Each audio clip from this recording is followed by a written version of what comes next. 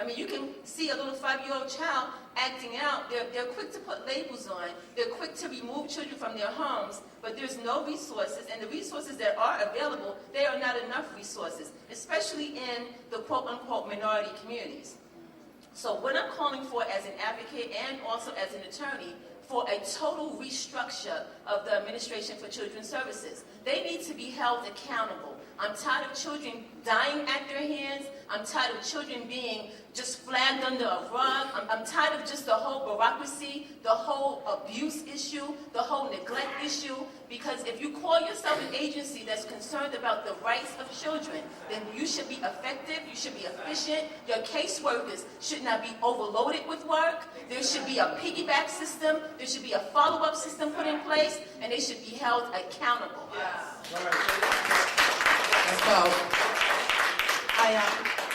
In listening, one of the things I noticed you spoke about how the caseworkers should be overworked. First of all, you'll have what you know as ACS here, and then you'll have a foster care agency here. And the ACS case managers would have a certain amount of duties, and then the foster care agency's social workers would have a certain amount of duties. And what you may not know is recently some of those responsibilities have shifted from ACS, or the used to be known ACS, to the foster care agencies. And what that does is it overworks and overextends an already overworked and overextended worker. So what happens? A child is placed into care, is taken from a home, placed into care that's supposed to be now safe and stable, and a worker is supposed to make a certain amount of visits, do a certain amount of work, have a certain amount of assessments, but because they're given more responsibility, some of those things begin to slack. And then you have high turnover rates where you lose social workers from agencies. So now when a social worker is gone, that doesn't mean a child's life is stopped. So now the responsibility that was on one social worker goes to another who already had a large caseload. So hence, that's why you also have now foster care parents who have cases against them because of neglect, because their homes are not being checked like they should. So revamping the system, redirecting the system is a good statement. I don't think ACS should be out. I don't think you throw away the baby with the bathwater. However, I do think that there needs to be a redirection, so I do agree. Another powerful response, definitely. In my opinion, what the public does not know, or basically I think the public does know that ACS is poison in our society. To the public, they are the sole violators of parents' rights. People say to revamp them, I say to do away with them, because as much harm as they have caused families is just beyond, imagination. What they do to families, what they do to children, how they basically is a modern day industry, is a modern day slave industry, because the people, look who they target. The majority of people that's involved, that's the victims of ACS, is minorities, is blacks. And whenever, just like with the prison system, whenever they started labeling and saying that we do all the crimes, and then they, for a supplement, they build all these prisons outside our neighborhoods, and people get rich off us. This is the same thing. This is the same thing they're doing.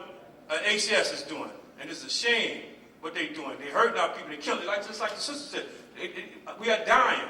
It's an attack on black. It's an attack on minorities, and I advise families to get together and fight back. Just like how we fought for everything, for our rights, for everything that we had to struggle for, we should still funnel that same type of energy towards ACS. We shouldn't allow them to do this in our community. Very strong response. And John has a response. Yeah, Senator Robert Dole said that the state is now more involved than it has ever been in the raising of our children.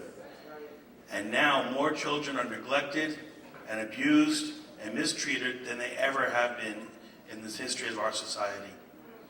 No matter what the intentions going in, what ACS does by taking a child out of their natural family and placing them with strangers is more than just child abuse.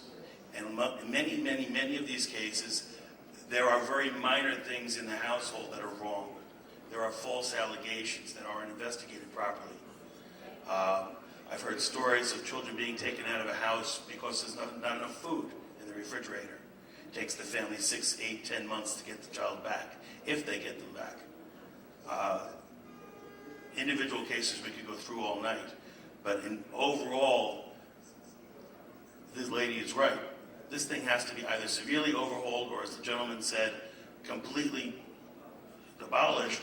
And now, understand, yes, we need something to take care of our children, to make sure that if real abuse is going on, that we can stop it.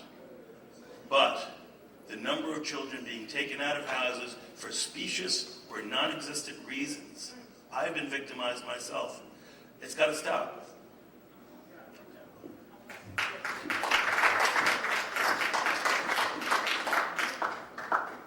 There is an initiative, and I know that you're from a foster care agency, and it has caused a lot of a burden on foster care agencies, but it's an initiative, and it's called Improved Outcomes for Children. And Improved Outcomes for Children is an initiative that allows communities to be part of the process, where the ACS caseworker is part of the roundtable, the family, the parents of the child are part of the circle. The child is part of the circle if it's appropriate. The foster care agency is a part of the circle if it's appropriate. And the goal of this type of arrangement is called family team conferencing. And the goal of it is to allow parents to feel part of the process so that the decisions are not just made by a caseworker. And so that the parents' needs are also taken into account when they're trying to decide the future of a child, whether the child is going to return back to the home or whether the child is going to stay in care for longer. So there are initiatives out there that are specifically created to make sure that communities are represented, because they also have in certain places, because it's not totally rolled out yet, where they make sure that the family has a parent advocate in the room so that that person can advocate for the parent's rights. I don't think it's an attorney, but it is a person who has been through the system, who knows, who has gotten their children back, knows, how to maneuver when they're in an abuse and neglect case. So there are some positives. There are issues with the IOC, but I think it's one step in the right direction, just to speak to some of those concerns that were raised. Could I just add to that? Yes. The parents that I know, they say once ACS get to their life, once ACS cross their threshold in their home, they remove the child under false pretense, then they have them jump hoops, they basically make the parents give them mental illness. If they didn't have one, they give them one.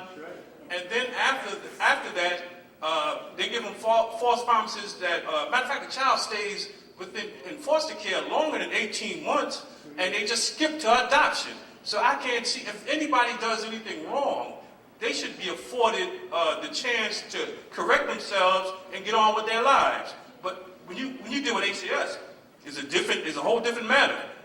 When you get a case with ACS, the whole thing is take your child and put them up for adoption, give you a mental illness, and put them up for adoption. You have parents that have been dealing with this thing for now over 18 months, 4 or 5 years. Where is this plan? Not to come at you, but where is this plan set forth and to reunite the children?